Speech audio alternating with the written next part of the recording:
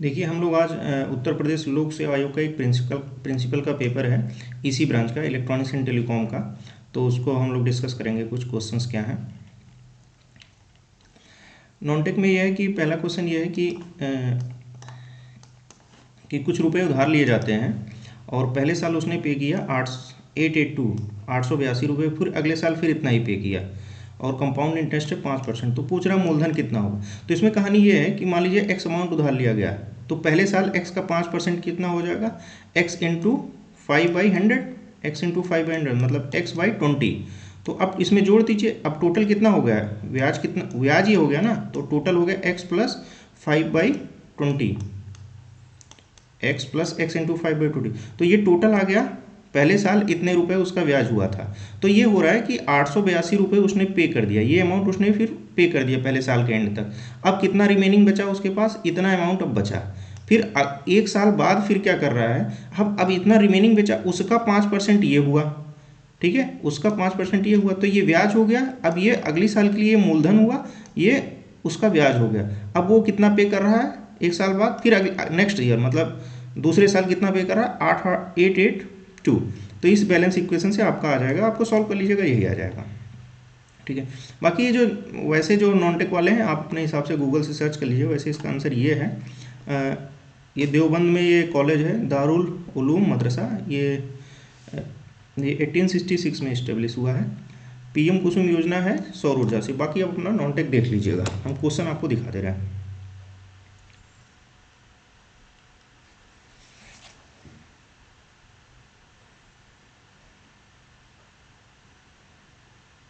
इसका आंसर आएगा बी।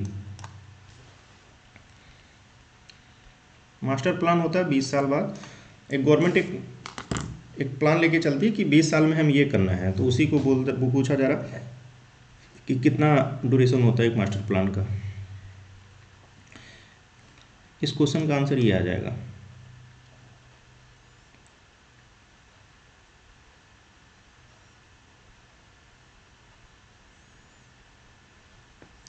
ये जो 15 क्वेश्चन है, ये पूछा जा रहा है कि छिलका रहित जो जौ की प्रजाति है वो कौन सी है। वैसे नेट पे मुझे मिला है डोलमा है और करण 3, तो इसमें कोई ऑप्शन नहीं है, तो इस तरह से इसका ऑप्शन डी हो जाएगा। कुछ क्वेश्चन हम डिस्कस कर देंगे, जैसे 18 है कि जो पौधे, ये वाला क्वेश्चन देखिए, जो पौधे जो है चट्टान पे उगते हैं उनको कहा जाता है लिथोफाइट्स, ठीक है। 19 देखिए, 19 ये त्रिभुज का क्षेत्रफल निकालना है जिसकी भुजाएं दी हुई हैं। तो ऐसे केस में अगर भुजा दी हुई है तो हीरो वाला फार्मूला लगा दो, S into √s into s-a s-b s-c, पूरे का रूट, जहाँ s है a+b+c/2। ध्यान दीजिएगा, s इक्वल टू a+b+c/2। तो इसको पुट करेंगे तो यहाँ से एरिया आ जाएगा आपका।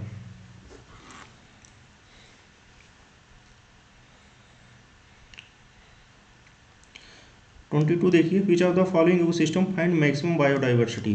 कोरल रीफ जो होता है, समुद्र, जैसे समुद्र है, समुद्र के एकदम नीचे देखोगे तो डिफरेंट छोटे छोटे पौधे होते हैं कलरफुल, वो आपका कोरल रीफ कहा जाता है।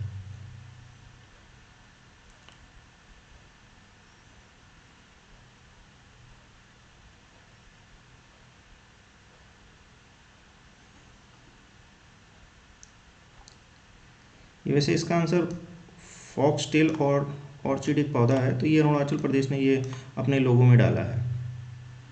26वां में radio active and nuclear property, ठीक है, न्यूक्लियर प्रॉपर्टी होता है। दूसरा पूछ रहा है रेडियो एक्टिव विखंडन के सिद्धांत पर, hydrogen bomb is prepared on the principle of nuclear fission. तो फिशन का वर्ड होता है विखंडन, तो ये न्यूक्लियर फ्यूजन पे होता है, नाभिक की संलयन पे। तो ये आंसर 2 वाला तो गलत हो जाएगा और ये वाला सही हो जाएगा, तो इस तरह से ओनली 1 हो जाएगा।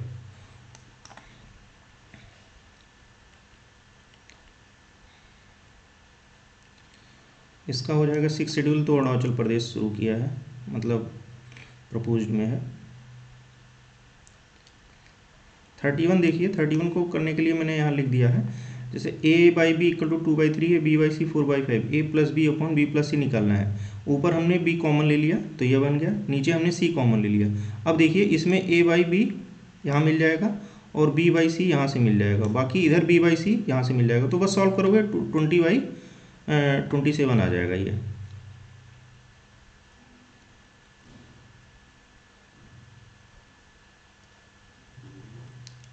हाइड्रोफोनिक्स क्या होता है? हाइड्रो मतलब जल, तो वो पौधे जो बिना मिट्टी के रहते हैं, जैसे पानी में जो पौधे उगते हैं, हाइड्रोफोनिक्स कहा जाता है।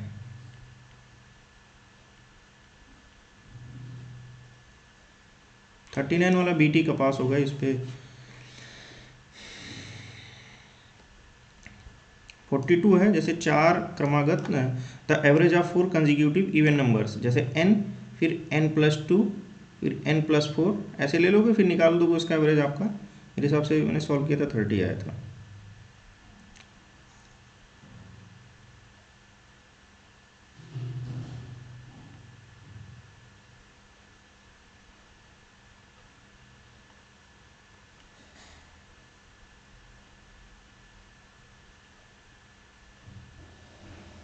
अच्छा, ये अब टेक्निकल, मेन तो टेक्निकल है, बाकी तो थ्योरी वाले क्वेश्चन नॉन टेक के तो गूगल से ही आपको सर्च करना पड़ेगा।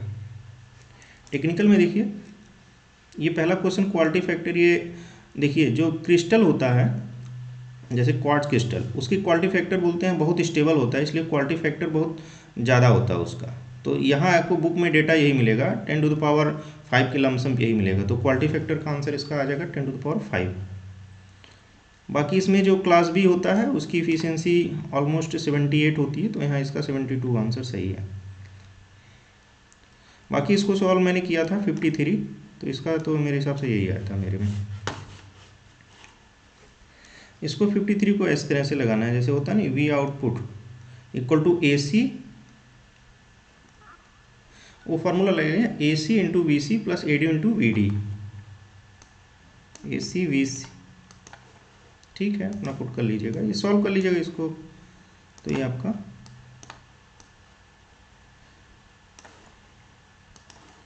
ये आ जाएगा।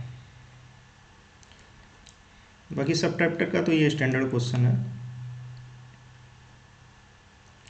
ये देखिए इनपुट रेजिस्टेंस निकालना है, देखिए ये डार्लिंगटन एमीटर पेयर है, इस वाले केस में जो टोटल इम्पीडेंस आता है वो β1, ये β1 हो गया, इंटू β2 इंटू RE, ये वाला, ये मतलब अप्रॉक्सीमेट आता है, तो β1 50 इंटू 100, तो ये हो गया 5000, तो 5000 इंटू 1 किलो ओम, तो 5000 किलो ओम।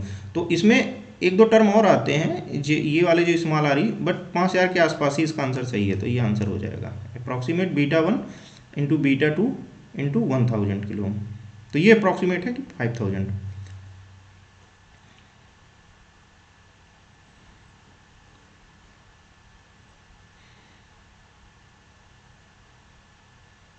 बाकी ये जो ब्लू से टिक लगे हैं उसका मतलब ऐसा नहीं कि वो आंसर सही है, वो उसको सारे क्वेश्चन मैंने नहीं सॉल्व किए हैं।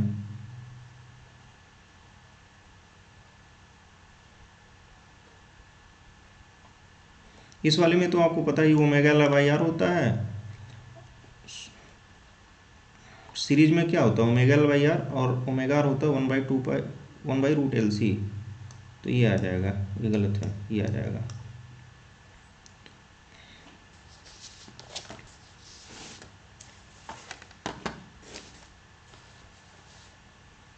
फिफ्टी 59 वाले केस में एंट्रोपी क्या होता है?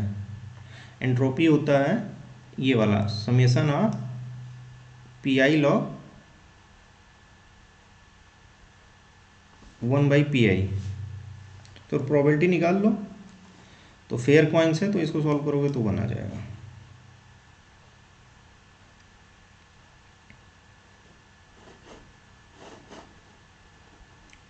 ये वाला क्वेश्चन देखिए, मॉसफेट पूछ रहा है, MOSFET is made using P type substrate operating in accumulation mode,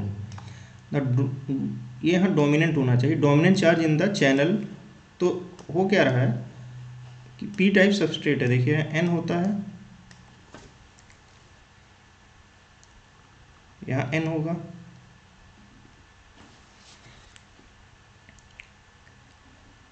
बाकी ये N चैनल होगा क्या, जब P टाइप सबस्ट्रेट लोगे तो जब यहाँ गेट पे निगेटिव दोगे, गेट पे जैसे ही निगेटिव आप दोगे तो यहाँ ढेर सारे होल बन जाएंगे, यहाँ जो है होल बन जाएंगे, यहाँ होल बन जाएंगे, तो इसका मतलब तो इसका आंसर हो जाएगा होल की वजह से धीरे क्या होता है, जब गेट निगेटिव देते हो तो करंट घटने लगता है। तो क्या क्यों क्यों ऐसा होता है कि जब आप गेट निगेटिव देते हो तो इसके अंदर जो है आपका पॉजिटिव चार्ज आ जाता है, एक तरह से पॉजिटिव चार्ज मतलब होल आ जाता है, तो एक्यूमुलेशन ऑफ होल की वजह से ये चीज़ होता है।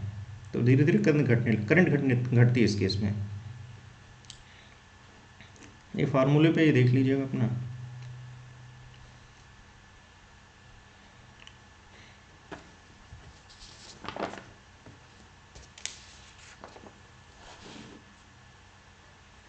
सिक्सटी फोर देखिए मेरे हिसाब से जो मैंने सॉल्व किया ये वाला आंसर आ रहा था मेरे में।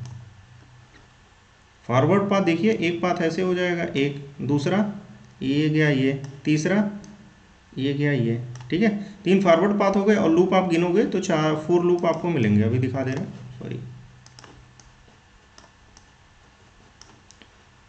लूप देखिए, एक लूप ये हो गया,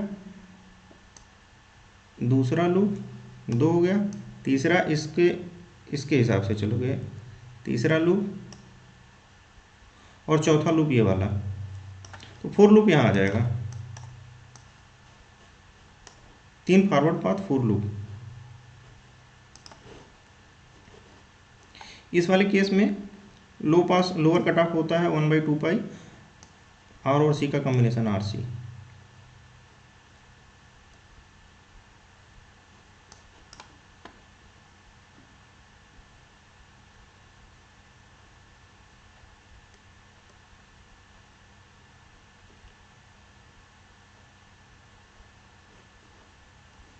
इसका देखिए थर्ड अपर पूछ रहा है, तो F S plus F M पहला वाला, F S plus F M plus F S plus 2 F M F S plus 3 F M.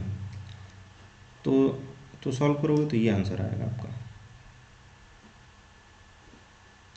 Sorry 1003 आ जाना चाहिए, फिर 1003 आ जाएगा इसमें।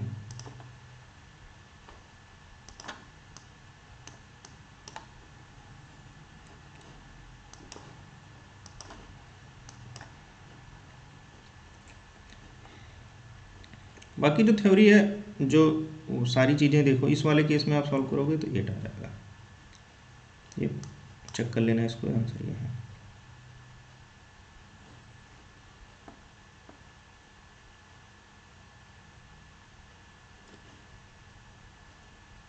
इसको देखो, वन का होता है 1/s, e⁻ होता है 1/s प्लस ए, इसको ये आ जाएगा।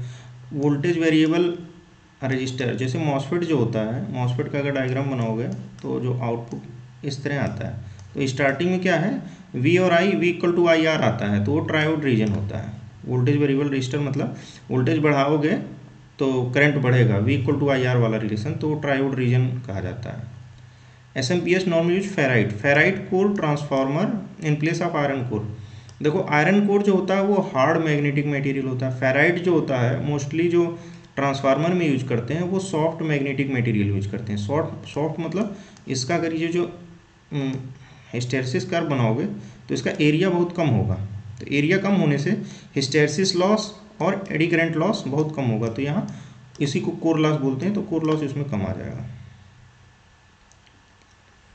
ये गेट का क्वेश्चन है, अपना देख लीजिएगा। इंसुलेटर क्या होगा, रबर हो जाएगा। देखिए इस वाले क्वेश्चन पूछ रहा है लो वोल्टेज गेन और हाई करंट गेन।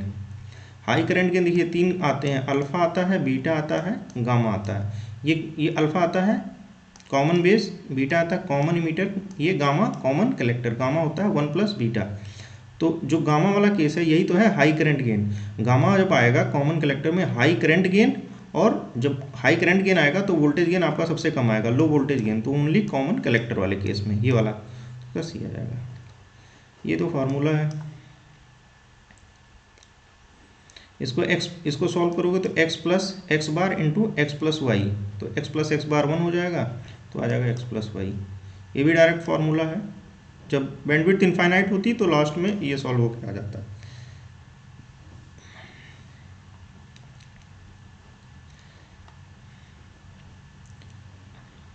पाँच से कम पे किसका ब्रेकडाउन होगा, जीनर का।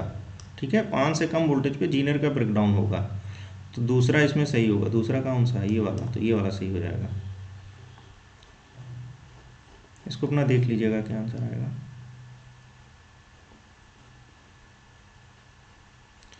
देखो इमीटर रेजिस्टेंस लगाने से क्या होगा, रेजिस्टेंस बढ़ेगा तो स्टेबिलिटी आपकी बढ़ जाएगी, स्टेबिलिटी इम्प्रूव होती है।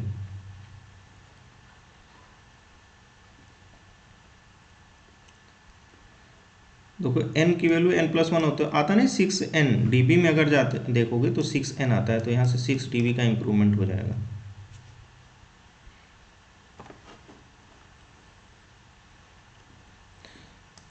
देखो जो हम मॉड्यूलेशन करते हैं, एक एम्पलीट्यूड मॉड्यूलेशन होता है, एक फ्रीक्वेंसी मॉड्यूलेशन होता है। जो घरों में जैसे टीवी में जो सिग्नल आता है, दोनों टाइप का मॉड्यूलेशन उसमें आता है, एम्पलीट्यूड मॉड्यूलेशन और फ्रीक्वेंसी मॉड्यूलेशन। तो जो जैसे जैसे टीवी में क्या हमें ऑडियो सुनाई दे रहा है और फिगर हमें दिख रहा है, फिगर जो करोगे, फिगर थोड़ा देर में भी आ जाए, थोड़ा सा झिलझिलाता हुआ भी आ जाए तो भी चल जाएगा, लेकिन ऑडियो एकदम सही रहना चाहिए, इसलिए ऑडियो को हम भेजते हैं फ्रीक्वेंसी मॉड्यूलेशन से। और जो वीडियो सिग्नल होता है वो एम्पलीट्यूड मॉड्यूलेशन या वेस्टिजियल साइड बैंड मॉड्यूलेशन से भेजते हैं, क्योंकि ये एम का ही तो पार्ट है, एम में ही तो पढ़ाते हैं हम वेस्टिजियल साइड बैंड। तो ऑडियो पूछ रहा है तो ऑडियो का आंसर आ जाएगा, ये वाला हटा दो, ये वाला आंसर आ जाएगा। ये भी गेट का क्वेश्चन है, तो स्टैंडर्ड क्वेश्चन तो हम नहीं सॉल्व कर रहे हैं। ये जैसे वीन ब्रिज की सर्किट है, वीन ब्रिज में क्या होता है, रेजिस्टेंस और कैपेसिटेंस एक बार पैरेलल में होते हैं, एक बार सीरीज में होते हैं। गलती मत कर देना, फेज शिफ्ट रजिस्टर वाला नहीं है, जैसे आरसी आरसी आरसी 3 बार जो होता है वो नहीं है। ये वीन ब्रिज है, वीन ब्रिज में फॉर्मूला आता है 1/2π RC, 1/2π RC। तो पुट कर दो R और C, तो मेरे हिसाब से ये आ जाएगा। ये नहीं आएगा, ये नहीं आएगा, C नहीं आएगा। √6 उसमें आता है फेज शिफ्ट, जिसमें R और C पैरेलल में लेते हैं, R और C ऐसे ऐसे कॉम्बिनेशन बनाते हैं, उसमें √6 आता है, इस वाले में नहीं आएगा।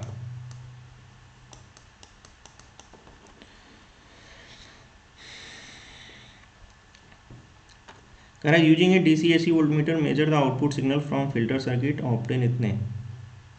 तो रिपल फैक्टर का केवल फार्मूला लगाना है। रिपल फैक्टर होता है √V AC सिग्नल, मतलब AC part upon VDC square, बस लगा दीजिएगा, आ जाएगा। यहाँ देखिए किया हुआ है, तो यहाँ से ये जो 1.5 है ये RMS value of AC signal only, ठीक है। तो इसको पुट कर लीजिए तो ये आ जाएगा यहाँ से। इस वाले क्वेश्चन में पूछ रहा है क्लास ए एम्पलीफायर है, एक बार पूछ रहा है कि ट्रांसफार्मर कपल्ड, दो केस है, एक ट्रांसफार्मर कपल्ड है, एक विदाउट ट्रांसफार्मर लेस। तो दोनों की एक की इफिशियंसी कपल्ड ट्रांसफार्मर वाले कपल्ड वाले केस में 50% होती है, वैसे क्लास ए एम्पलीफायर की इफिशियंसी नॉर्मल 25% होती है। तो 50 और 25 का रेशियो लोगे तो 2:1 आएगा।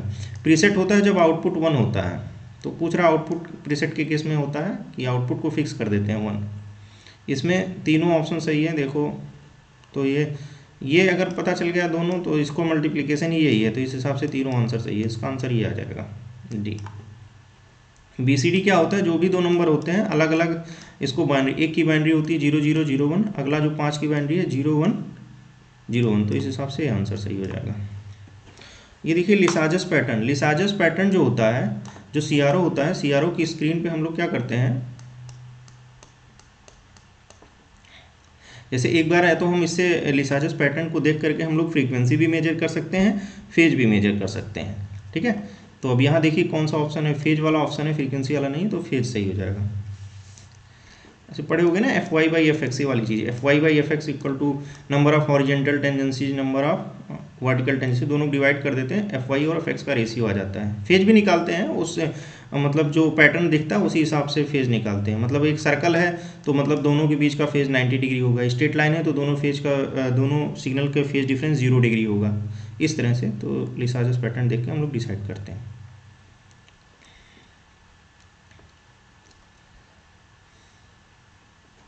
देखिए operating cycle of class C amplifier, class C होता है लेस देन 180।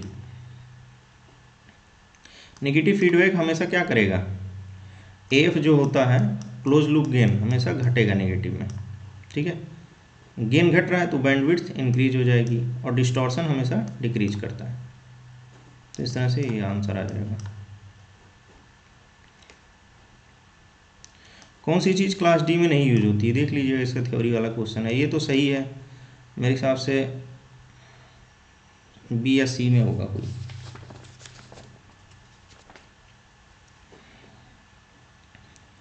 अच्छा, नॉट पूछ रहा है ना। एम्पलीट्यूड मॉड्यूलेशन होता है वीएम बाई वीसी। इसको सॉल्व करोगे, गेन क्रॉस ओवर फ्रीक्वेंसी निकालोगे, सॉरी गेन मार्जिन निकालना है, फेज क्रॉस ओवर फ्रीक्वेंसी निकालोगे, तो ओमेगा यहाँ √3 आता है। उसके बाद गेन मार्जिन निकालना है, तो इसमें पुट कर दोगे, मॉड निकालोगे, उसका उल्टा कर दोगे, तो यहाँ से आ जाएगा गेन आ गया 1/8, तो गेन मार्जिन आ जाएगा 8।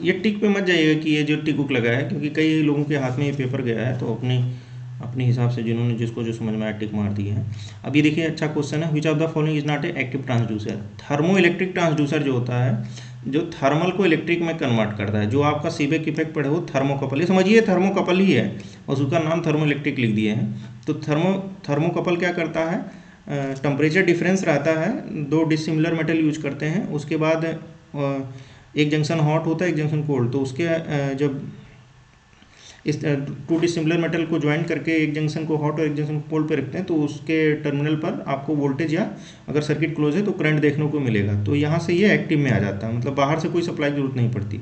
पीजो इलेक्ट्रिक आपको पता है डायरेक्टिव वोल्टेज देता है, तो ये दोनों एक्टिव हो गए। ये भी इलेक्ट्रोमैग्नेटिक ट्रांसड्यूसर, ठीक है, तो ये भी एक्टिव में, मेरे हिसाब से यही है, हॉल इफेक्ट ही है, ठीक है। अभी थोड़ा सा डाउट में हूँ क्योंकि एग्जैक्ट कहीं ऐसे मिलता नहीं, तो ठीक है, मेरे हिसाब से हॉल इफेक्ट ही आंसर होना चाहिए। 1 मिनट, मतलब मैं अपने आइडिया के हिसाब से हॉल इफेक्ट ही बता रहा हूँ, क्योंकि इसमें बाहर से हम लोग करंट देते हैं ना, तो बाहर से तो आप लोग सप्लाई दे ही दिए। VH आता है ना, VH इक्वल तो आता है BI/√2, तो बाहर से हम मैग्नेटिक फील्ड और करंट देते ही हैं और वोल्टेज हम प्रोड्यूस करते हैं। यह है concentration of minority carrier in extrinsic semiconductor. देखिए हम लोग पढ़े हैं N/P, N/P होता है Ni²।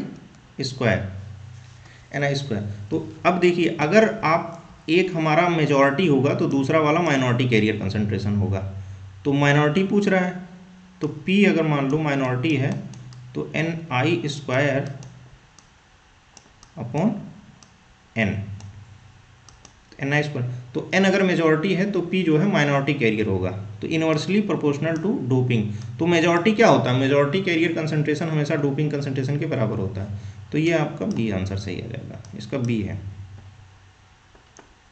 ये सब सॉल्व कर लीजिएगा, ओपीएम के क्वेश्चन कोई बहुत बड़ी दिक्कत नहीं है, डायरेक्ट बैठाना है केवल।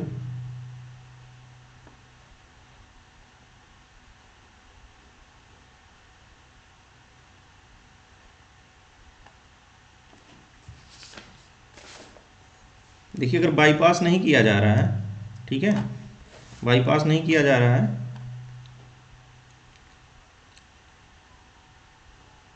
इफ एमीटर रेजिस्टेंस ऑफ इतने वोल्टेज इज नॉट बाईपास्ड, तो इनपुट इम्पीडेंस इंक्रीज हो जाएगा, रिड्यूसेस वोल्टेज गेन, ठीक है।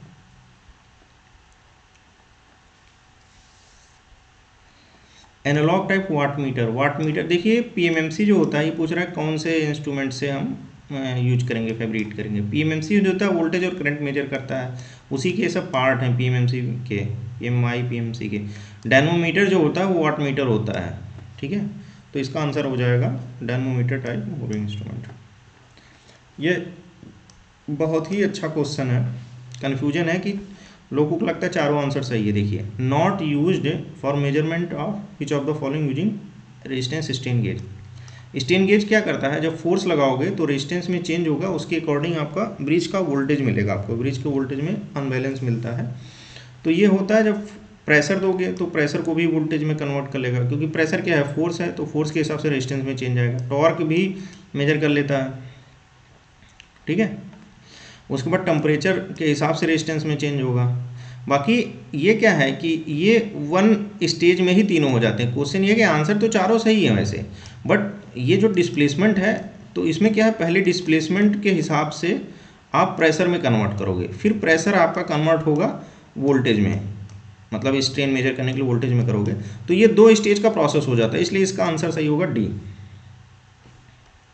मतलब ये काफ़ी ऐसा नहीं है कि ये ऐसा नहीं है डिस्प्लेसमेंट नहीं मेजर करता है, बट 2 स्टेज प्रोसेस। जैसे एलवीडीटी है, डायरेक्ट आपका डिस्प्लेसमेंट को वोल्टेज में कन्वर्ट कर देता है, बट स्ट्रेन गेज अगर यूज करोगे तो आपका 2 स्टेज लग जाएगा।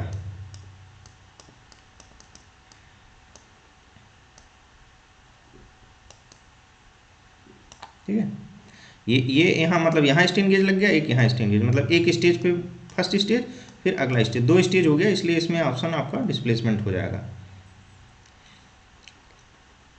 इसका देख लीजिएगा, मेरे हिसाब से तो यही होना चाहिए, सी।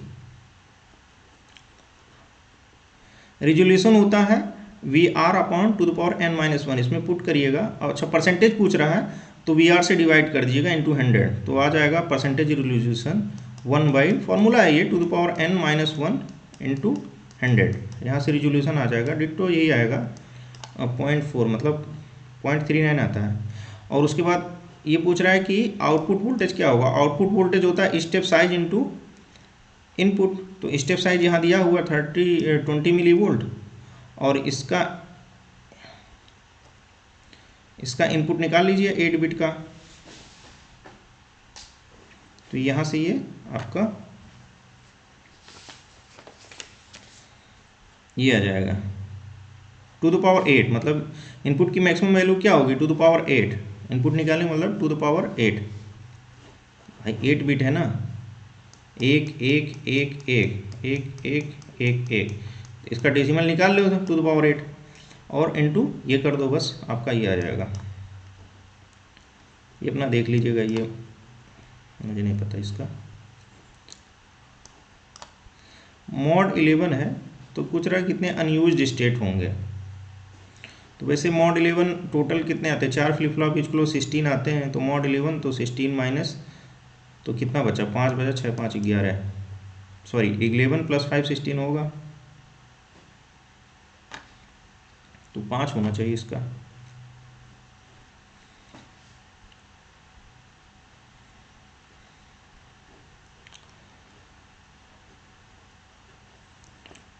देखिए मैंने लिख दिया है फार्मूला इस तरह से, ये आर निकालना है, बिट पर सेकंड यूनिट देख लीजिए। पहले आई निकालोगे, पी आई लॉग 1/pi से, यह आएगा बिट पर सिंबल, और सिंबल पर सेकंड यहाँ दिया होगा, यहाँ सिंबल पर सेकंड दिया, दोनों को मल्टीप्लाई करना होगा, आई और 16 को मल्टीप्लाई करोगे तो यहाँ से आ जाएगा बिट पर सेकंड। जीना डायोड होता है tunneling of charge carrier across the junction, इसका ये आंसर सही है। वैसे ऐसा नहीं है, ये भी आपको लिटरेचर में कहीं ना कहीं मिल जाएगा, बट यही आंसर इसका सही है।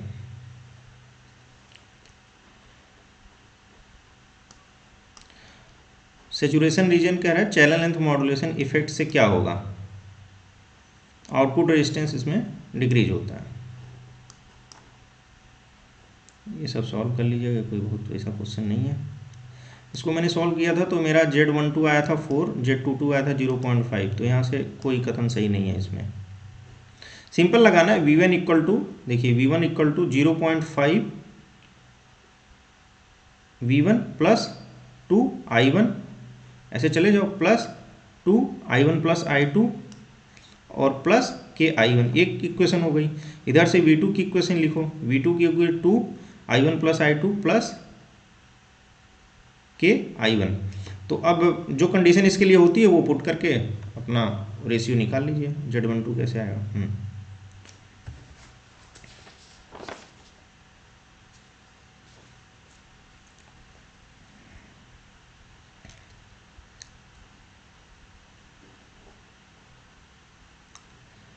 अच्छा, एक पासे को उछाला जाता है, ठीक है, ऑड नंबर आ रहा है तो 0 आ रहा है, इवन नंबर आ रहा है तो 1 दे रहे हैं। तो मान लो एक बार उछाला गया तो इवन क्या है, 2 4 6, ऑड है 135। देखो इसमें जीरो तो आता रहता नहीं ना, वैसे जीरो भी इवन नंबर, लेकिन पासे में तो जीरो रहता नहीं है। 1 2 3 4 5 6। तो फाइंड द प्रोबेबिलिटी कि x 1 हो, तो 3 है इसमें, 3 3/6, तो 3/6 मतलब 1/2। SR flip flop both inputs are high, clock makes transition then output will. दोनों अगर हाई होते हैं तो नॉट डिफाइन वाला केस रहता है ना SR में, तो ये हो गया। ये वाले क्वेश्चन में थोड़ा सा डाउट है, एक्चुअली लिखा भी ये सफिक्स में लिख दिया ना, यहाँ बीटा इंटू आर ही होना चाहिए, एच आई ई होता है। देखो ये फॉर्मूला है आर बी डेस ई होता है H F E upon G M, R B डेस ई एच एफ ई होता है बीटा बाई जी एम। तो ये, तो अब इसी को जी एम को ऊपर ले जाओ, बीटा इंटू आर ही हो जाएगा ना। आर बी डेस ई होता है एच आई ई, यही एच आई ई।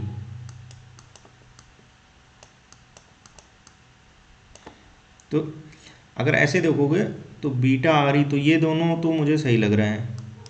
इसमें एच एफ ई को बीटा भी कहते हैं, तो ये सफिक्स वाले में ही कन्फ्यूजन है ना कि सफिक्स किस हिसाब से लिखा है। तो इसको थोड़ा सा डाउट में है मुझे, तो अगर सफिक्स के हिसाब से ना देखो तो ठीक ही सब लग रहा है। ये भी ठीक लग रहा है, ये भी ठीक लग रहा है, ये भी ठीक लग रहा है। यहाँ माइनस आता है, तो अगर माइनस को नेगलेक्ट कर दोगे तो अलग बात है। तो इसमें अभी डाउट है, आंसर मैं नहीं बता पा रहा हूँ, इसको सॉल्व कर लीजिएगा। ये भी कोई बहुत चीज़ नहीं। आउटपुट कॉमन एमीटर कॉन्फ़िगरेशन में क्या आउटपुट का प्लॉट कितना हो, तो आउटपुट करंट और कॉमन एमीटर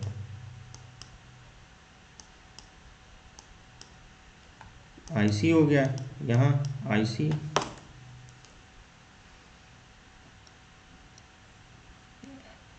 ये आईबी हो गया।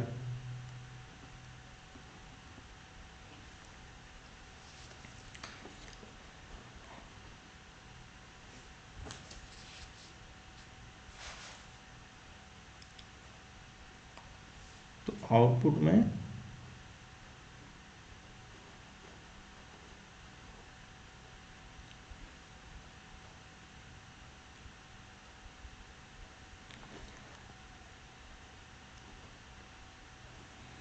कॉमन मीटर को में the output volt ampere characteristics is plotted. तो आईसी तो आउटपुट में आ जाएगा, आईसी वाला ऑप्शन कहाँ है, तो आईसी और कलेक्टर टू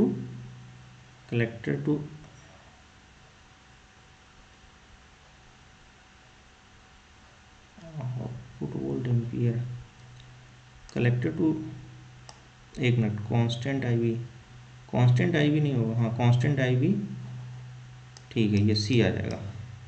यही तो, ये वोल्टेज रहता है, आउटपुट करंट और आउटपुट वोल्टेज। तो बैटरी ये वी सी ई और आई बी, लेकिन यहाँ आई बी क्यों लिया है, इसमें भी थोड़ा सा कन्फ्यूजन है। आई सी होना चाहिए ना, for the constant value of I B, तो ये आ जाएगा, ये कांस्टेंट रहता है, ये वोल्टेज, ये और ये इसके रिस्पेक्ट में रहता है। तो यहाँ से तो डी आ रहा है मेरे हिसाब से, ये डायरेक्ट है।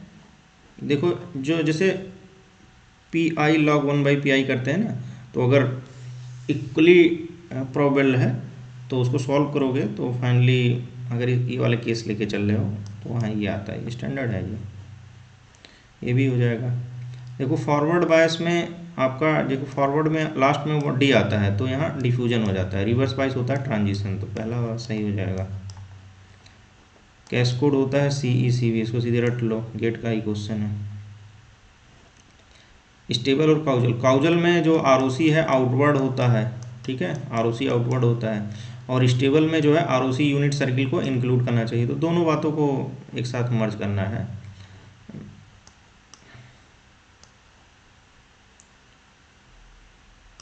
स्टेबल एंड काउजल, तो ये यहाँ से ये आना चाहिए outside unit circle on the Z plane. नहीं नहीं सॉरी, आउटसाइड कैसे हो जाएगा, आउटसाइड नहीं, इनसाइड द यूनिट सर्कल, तभी तो स्टेबल आएगा। इनसाइड पोल रहेगा तो पोल के बाहर, और उसी पोल के बाहर होता है ना, तो भी तो यूनिट सर्कल इग्नोर कर लेगा, तो इंसान से बी आ जाएगा। ये सब तो हो जाएगा, इसमें कोई बहुत बड़ी बात नहीं है। ये भी अपना कर लीजिएगा। LVDT instrument use to measure the linear displacement. देखो LVDT होता है लीनियर वेरिएबल डिफरेंशियल ट्रांसफार्मर। तो इसमें होता क्या है, जैसे इसको अंदर भेजते हैं तो म्यूचुअल L की वैल्यू चेंज होती रहती है। L होता है n square mu by L, ठीक है। जैसे ज़्यादा अंदर चला गया तो फ्लक्स ऐसे ऐसे लिंक है, तो रिलेक्टेंस चेंज होने की वजह से L की वैल्यू चेंज हो रही है। रिलेक्टेंस क्या है, L होता है n square mu by L को रिलेक्टेंस बोलते हैं, RELUCTA। तो रिलेक्टेंस चेंज होने से L चेंज हो रहा है। तो यहाँ जो है रिलेक्टेंस चेंज केवल सेल्फ वाला है, तो यहाँ लीनियर वाला आ जाता है। इसका आंसर ए आएगा।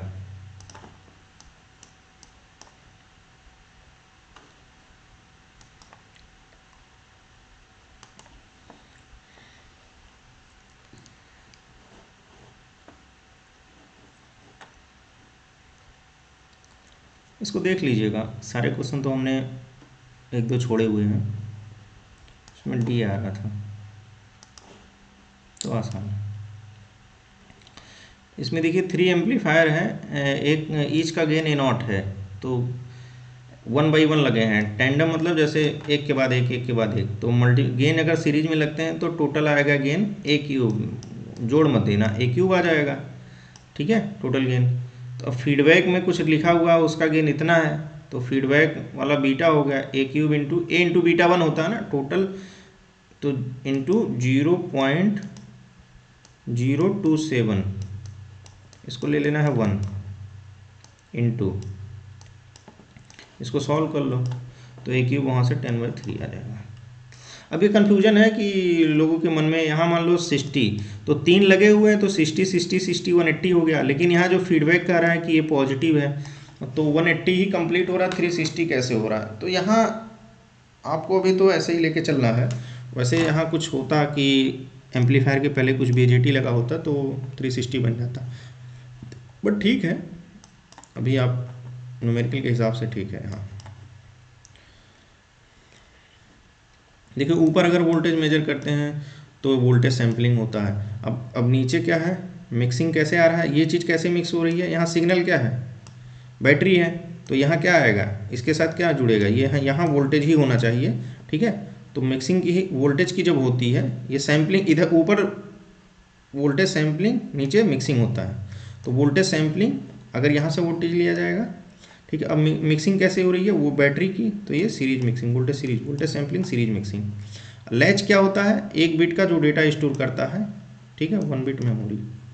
अब ये देखिए, ये PT = PC 1 + m²/2 होता है, लेकिन उसी का फिर आधा कर दो लास्ट वाला PT, ये पूछ रहा है केवल अपर साइड बैंड का, PT = PC 1 + m²/2, तो PC m²/2 कितना हुआ ना, ये लोअर और अपर साइड दोनों का हुआ, ठीक है। तो फिर उसका आधा कर दो तो अपर साइड का आ जाएगा। लेकिन अब यहाँ PC की वैल्यू पुट करनी पड़ेगी आपको नॉर्मल, जैसे PC क्या है, वोल्टेज, Vrms A/√2, इसका स्क्वायर, तो आ जाएगा ये T। इसको सॉल्व कर लेना, कह रहा है कि इसके करेक्टरिस्टिक्स इक्वेशन बना लो, ठीक है। और कह रहा दोनों पोल जो है एक ही जगह पे लाई करेंगे, क्वाड्रेटिक बना लीजिएगा, तो उसके बाद क्वाड्रेटिक में B² - 4AC = 0 कर दीजिएगा, तभी दोनों पोल एक जगह लाई करेंगे। अरे या पोल निकाल लो आप भाई, और पोल निकालिएगा, सॉरी, तो जो फार्मूला बन के आएगा B² - 4AC आया है, यही आंसर आ रहा है 9/4, इसको देख लीजिएगा, ये आ जाएगा। ये तो ठीक है, ये तो हो जाएगा, ये हो जाएगा। क्रॉसओवर डिस्टॉर्शन क्लास B में आता है, और रिमूव किस में होता है, क्लास AB में रिमूव होता है। इसको भी सॉल्व करना है, ये भी गेट का ही क्वेश्चन है, हल्का सा ब्रीफ दे दे रहे हैं।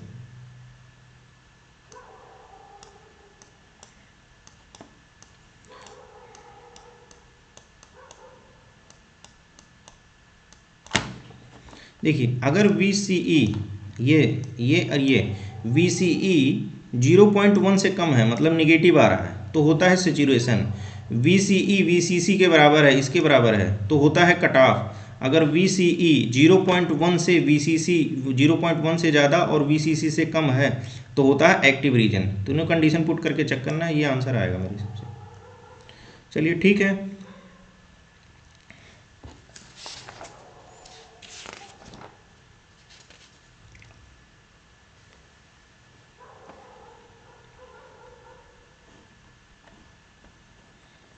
ठीक है, यहाँ एंड कर देते हैं। इस वाले में आपको ये वाला जो क्वेश्चन था, नॉर्मल जो करेक्टरिस्टिक्स इक्वेशन बना लीजिए, फिर जो राउथ हर्विज वाला टेबल बनाते हैं उसमें बना लीजिए, फिर जो सेकेंड लाइन आएगी उसमें बस यही देखना है, बी स्क्वायर माइनस 4ac 0 कर दीजिएगा, कोई एक रूट निकाल के।